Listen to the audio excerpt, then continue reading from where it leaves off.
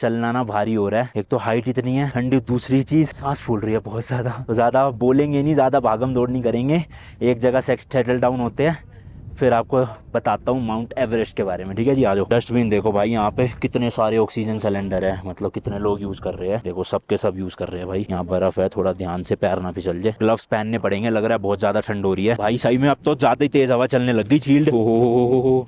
लो भाई ये बैग पकड़ो, मेरी जैकेट दो। ये देखो जी, माउंट एवरेस्ट में डॉगी ऐसे होते हैं। Hello, how are you.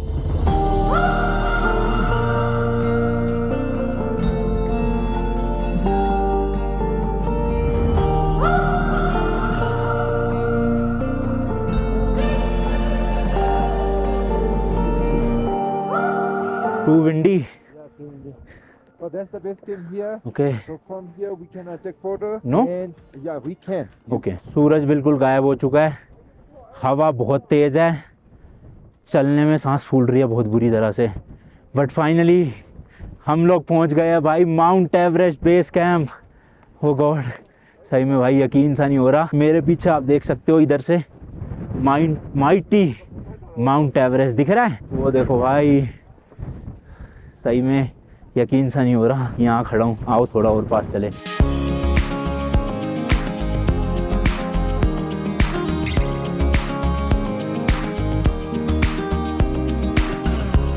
सबकी सांस फूल रही है बहुत ज़्यादा, ऑक्सीजन ले रहे हैं लोग, बोलने की हिम्मत नहीं हो पा रही है, इतना कवर्ड हूँ मैं। तब भी ऐसा लग रहा है जैसे किसी ने ना बर्फ की सिल्ली के ऊपर लेटा रखो मुझे, इतनी ज़्यादा ठंडी है, इतनी ज़्यादा। फोटो लेते हैं भाई। ओ सूरज आ गए, सूरज देवता धन्य आपका। थोड़ी देर और रहो बस, जब तक हम हैं यहाँ पे। ये तो बावले हो गए, इतनी ठंड में टी शर्ट उतार दी भाई ने। ओ भाई क्या हो गया, जिंदा भी जाना है भाई, वन वे टिकट नहीं थी, रिटर्न टिकट है नीचे की। ओ भाई साहब, अनबिलीवेबल। यकीन हो रहा है सोहन, माउंट एवरेस्ट पे हम इस वक्त, बेस कैंप सॉरी, मतलब माउंट एवरेस्ट नहीं। एंड वो है भाई ऊपर माउंट एवरेस्ट का समिट, जहाँ पे जाने में भाई कितने लोग अपनी जान गंवा बैठते हैं। ड्रीम होता है भाई लोगों के लिए वहाँ ऊपर जाना। हमारे लिए बेस कैंप का ही ड्रीम था, वो पूरा हो गया आज। तो भाई आप देख ही सकते हो यहाँ पे monument to the elevation survey of mount Qomolangma, मतलब कि माउंट एवरेस्ट। एंड पास आओ, यहाँ पे आप देख सकते हो भाई 8848.6 मीटर्स की ऑल्टीट्यूड में खड़ा है ये माइटी माउंट एवरेस्ट। और हम है इस वक्त अराउंड 5300 मीटर्स की हाइट पे। सब कुछ अकड़ रहा है, शरीर का एक एक पार्ट। अगर थोड़ी देर और यहाँ रुके ना भाई, हालत ख़राब हो जाएगी। और मैं तो ये सोच रहा हूँ कि हमारी बेस कैंप में ये हालत है, जो लोग भाई वो ऊपर सबमिट तक जाते हैं भाई, जिगरा चाहिए और शरीर में हिम्मत, ताकत, क्या क्या बोलूँ अब मैं समझ नहीं आ रहा।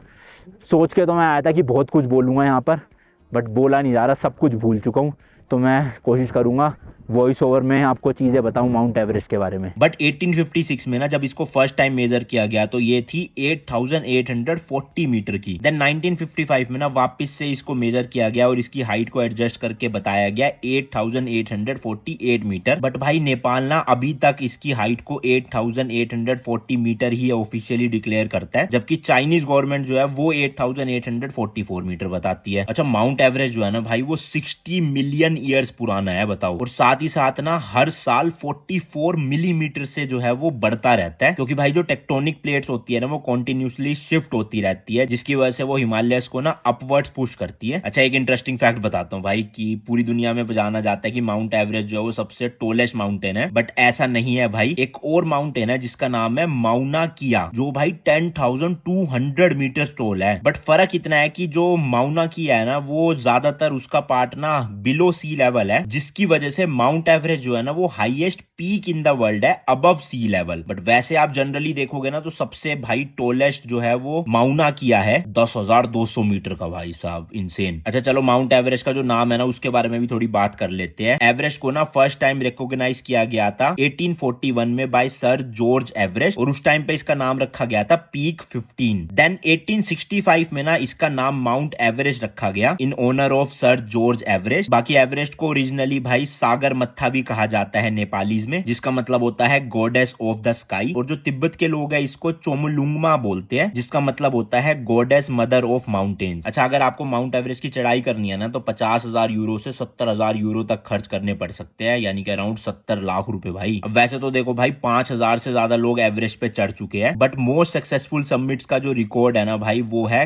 कामी रीता शेरपा के पास, जो भाई एवरेस्ट पे 24 टाइम्स चढ़ चुके हैं। बताओ, यहाँ पे एक टाइम चढ़ने में हालत खराब हो जाती है और उन्होंने 24 बार भाई, इंसेन। अच्छा, अगर आपको एवरेस्ट की चढ़ाई करनी है ना तो अराउंड भाई 40 दिन तक लग सकते हैं, जिसमें से बेस कैंप तक ट्रैकिंग के 10 से 15 दिन और बाकी के दिन बेस कैंप से ऊपर जाने के। बट भाई आप हैरान हो जाओगे सुन के कि जो सबसे तेज एवरेस्ट समिट का रिकॉर्ड है ना वो है सिर्फ 10 आवर्स 56 मिनट्स का। एंड जिन्होंने ये किया भाई वो थे लाकपा गेलू शेरपा, जो साउथ साइड से चढ़े थे यानी कि नेपाल से, और उन्होंने बेस कैंप से लेके एवरेस्ट के टॉप तक जाने में सिर्फ और सिर्फ भाई 10 आवर्स 56 मिनट लिए थे 2003 में। जहां लोगों को भाई 25 से 30 दिन लग जाते हैं बेस कैंप से टॉप तक जाने में, इन्होंने भाई अप्रोक्सीमेटली 11 घंटों में कंप्लीट कर लिया। खतरनाक लेवल। एवरेस्ट भाई काफी ज्यादा खतरनाक माउंटेन है, हालांकि काफी लोग इस पे चढ़ने का ट्राई करते हैं, बट भाई अप्रोक्सीमेटली 330 लोगों की जो है वो डेथ हो चुकी है इसको चढ़ने पे। माउंट एवरेस्ट का तो एक जोन भी है जिसका नाम ही भाई डेथ जोन रखा गया, क्योंकि वहां पे ही सबसे ज्यादा मौतें होती है। तो अगर आप बिना ट्रेनिंग के जा रहे हो तो भैया बिल्कुल ये गलती मत करना, क्योंकि माउंट एवरेस्ट भाई किसी को भी नहीं बख्शता। अब मैं तो माउंट एवरेस्ट के टॉप तक जाने का सपना ही देख सकता हूँ, बट मैं बेस कैंप तक आ गया भाई, मेरे लिए वही बहुत बड़ी बात है। बाकी यार अपने इंडिया का फ्लैग तो नहीं यहाँ पे लहरा सकते, लेकिन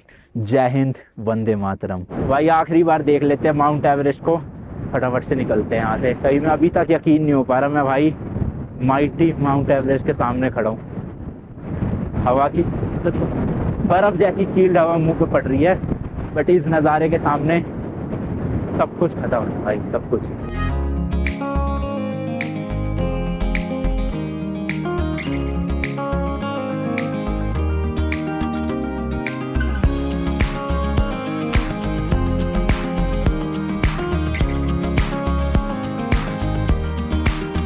आई गेस अगली वाली बस आ गई है, तो यहाँ पे फोटो ले रहे हैं। हमारा हो गया जितना कम कर सकते थे, बस इससे ज़्यादा हिम्मत नहीं है भाई अब करने की। चलो, मुझे पूरी फीलिंग आ रही है भाई कि आज होटल जाके बीमार पड़ेंगे।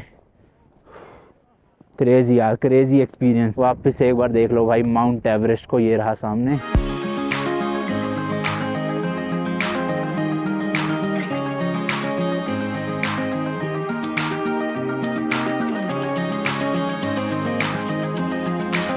आप देख सकते हो भाई सबको इमरजेंसी हो रही है यहाँ पे, ऑक्सीजन सिलेंडर ले रहे हैं सब। छोटी मोटी जगह नहीं है भाई, माउंट एवरेस्ट बेस कैंप है ये, बहुत ऊंचाई है, हवा बहुत ज़्यादा थिन हो जाती है, ऑक्सीजन बहुत कम हो जाती है, तो इसलिए इमरजेंसी में ऑक्सीजन सिलेंडर का यूज़ करना पड़ता है। काफ़ी लोग आ रहे हैं भाई, अब हमारे चलने का टाइम हो गया। चलो बस लास्ट टाइम, बाय बाय।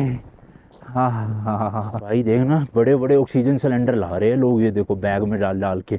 बताओ, देखो भाई कितने बड़े बड़े सिलेंडर है ऑक्सीजन के, और सब लोग रेगुलर ऑक्सीजन ले रहे हैं। इनकी जेब में देखो, इन भाई साहब की भी देख लो यहाँ पे। ये तो लोग सारे यहाँ से ही है भाई, तिब्बत चाइना से, फिर भी इनको ऑक्सीजन की जरूरत पड़ रही है, मेरे को तो नहीं पड़ रही जरूरत। लो जी लो, ये खड़ी बस अपनी चलते हैं। तो भाई अपनी सीट पे तो कब्जा हो गया है, मैंने कहा है उनको, होपफुली वो हट जाएंगे अभी थोड़ी देर में, क्योंकि मेरे से पीछे बैठा नहीं जाएगा, वोमिटिंग आ जाएगी, तो ज़्यादा बेटर है मैं आगे ही बैठूँ भाई। बस हमारी ना वहाँ से 3:40 पे चली थी और 5:20 पे यहाँ पे छोड़ दिया था, तो अराउंड 35-40 मिनट का रास्ता है। अब तो नीचे उतर आई है तो जल्दी चले जाएंगे, चढ़ाई में थोड़ा सा टाइम लगा। चलो भाई अपने को मिल गई है आगे की सीट वापस से। यहाँ से भी आप देख सकते हो भाई माउंट एवरेस्ट वो रहा सामने।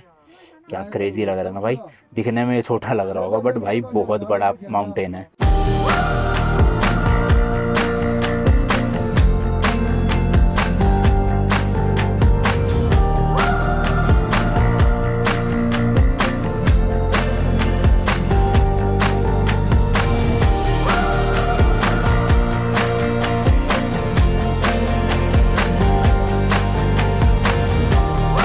पूरी खाली होगी, हम ही 3 लोग हैं बस, सोहन, मैं और हमारे गाइड। सब लोग अपने रास्ते में जो जो होटल थे जिनके ना वहाँ पे उतर गए।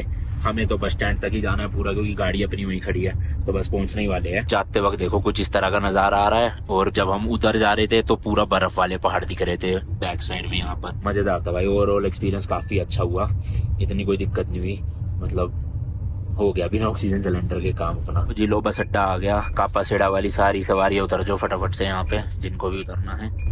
Let's go. अरे अपनी गाड़ी कहाँ है? अच्छा ये तो बस का वो है, हमारी गाड़ी इस बिल्डिंग के पीछे की साइड में है। सुसु आ रहा है बड़ी तेज। वॉशरूम जाऊंगा सबसे पहले तो भाई, उसके बाद देखते हैं न्यू टिंगरी जाना है या यहीं पे होटल लेना है। हिम्मत देखते हैं, पहले सुसु कर लिया जाए। चलो जी चलो, ओके थैंक यू बाय। चश्मा, किसी का चश्मा गिरा हुआ सीट के नीचे। चलो जल्दी चलो, सुसु करना है। ये है जी बस अड्डा, हवा चल रही होगी। माइक मैंने निकाल दिया है क्योंकि डिस्चार्ज हो गया। अब शायद से ये वाली बस जाने के लिए रेडी है, तो ये लोग मजे करेंगे वहाँ। मैंने बताया ना 7 बजे तक है भाई लास्ट बस, तो अभी तो बहुत टाइम है। Where is the washroom? Okay चलो जी चलो, बाथरूम चलते हैं। बाथरूम में नहीं ले जा सकते कहीं, वहाँ भी वीडियो बनाओ, वो पॉसिबल नहीं है भैया। चलो जी भाई, सुसु करके गाड़ी में आ गए हैं। साफ सुथरे बने हुए थे वॉशरूम। मैं आ गया पीछे सीट पे आराम से लेटने। हमारे जो गाइड है वो ड्राइव कर लेंगे न्यू टिंगरी तक, क्योंकि मेरे तो बस की नहीं थी भाई, गर्दन और सर दुख रही है बहुत बुरी।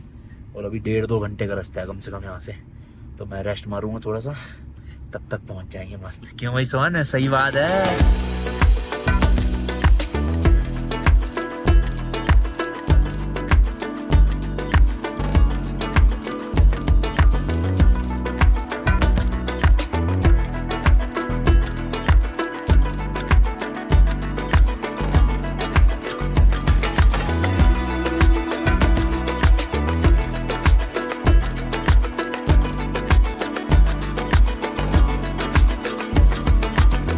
तो एक शॉप पे रुके हैं एक अडेप्टर लेने के लिए।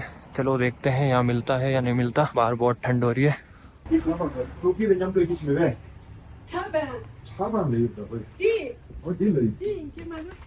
This one? तो इनके पास तो इंडियन वाला कोई अडेप्टर है नहीं, सारे ही चाइनीज वाले हैं, तो नहीं मिलेगा यहाँ तो। तो ये होटल है अपना टिंगरी काउंटी या टिंगरी मेन सिटी में। अच्छा है होटल तो खैर, और ये शहर भी उस वाले टिंगरी से थोड़ा सा बड़ा है, थोड़ा नहीं ज़्यादा बड़ा है। बट मेरी गर्दन बहुत बुरी तरह कट रही है, सर दर्द हो रहा है, वोमिटिंग जैसा लग रहा है।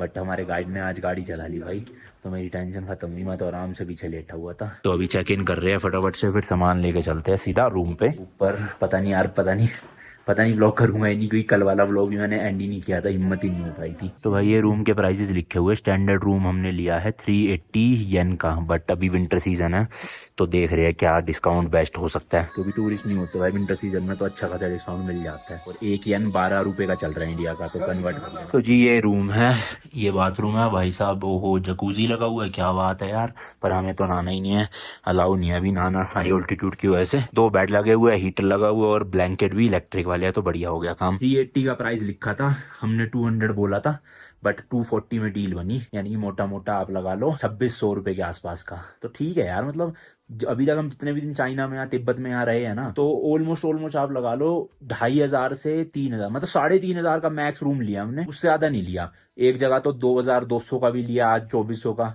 तो सही है यार, मतलब 4000 के अंदर अंदर रूम मिल रहे हैं मस्त बजट में। हमारा जो इंटरनेशनल वाला अडेप्टर था ना भाई, वो खराब हो गया, तो हम अपने एक्सटेंशन की तार काट रहे हैं और डायरेक्ट केबल को उसमें लगा देंगे प्लग में। कर दो भाई सुल्तान, कर दे चढ़ाई, लेट्स गो। अब ये सीधा स्विच में लग जाएगा, जो चाइनीज प्लग होते हैं ना यहाँ के। हमारा जो अडेप्टर था भाई दिखाता हूँ, ये फूक गया, हमने इस पे हीटर चला दिया गलती से, तो अब ये चल ही नहीं। और ऐसे 2 थे, दोनों ही फूक गए। बताओ, यहाँ पे एयर ना बहुत ड्राई होती है, तो इसलिए देखो इन्होंने ह्यूमिडिफायर भी दे रखा है। पिछले होटल में भी था, लेकिन उससे पिछले में नहीं था। चलो ऑन कर देते हैं भाई, ये देखो भाई, अब इससे हमारी जो नाक और मुंह सूखता है ना, वो नहीं सूखेगा, बढ़िया है। और इलेक्ट्रिक ब्लैंकेट तो एकदम गजब है ही चीज। बाकी चलो यार खत्म करते हैं आज के व्लॉग को, मिलता हूँ आपसे नेक्स्ट वीडियो में। Till then goodbye and as always तीखे रास्तों पे नहीं पड़ना फीका। बाय।